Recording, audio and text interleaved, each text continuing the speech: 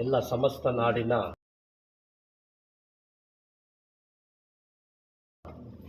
ಜನತೆಗೆ ಹಾಗೂ ನಮ್ಮ ವಿಶೇಷವಾಗಿ ಮುಳಬಾಗಿಲು ತಾಲೂಕಿನ ಜನರಿಗೆ ನನ್ನ ಹೃತ್ಪೂರ್ವಕ ನಮಸ್ಕಾರ.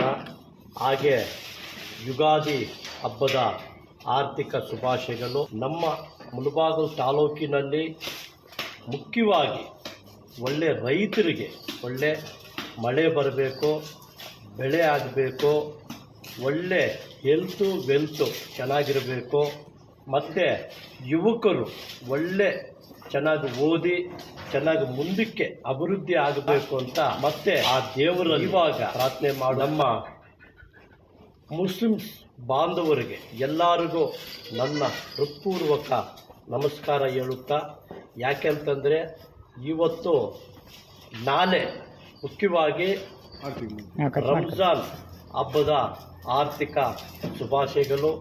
ಆ ಮುಳಬಾಗಿಲು ತಾಲೂಕಿನ ಜನತೆಗೆ ಎಲ್ಲರಿಗೂ ದೇವರು ಒಳ್ಳೆಯದು ಮಾಡಬೇಕು.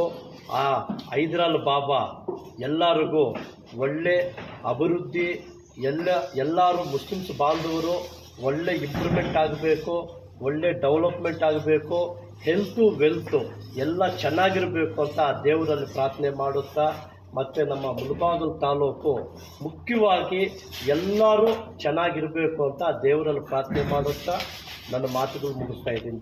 ಜೈ ಕರ್ನಾಟಕ.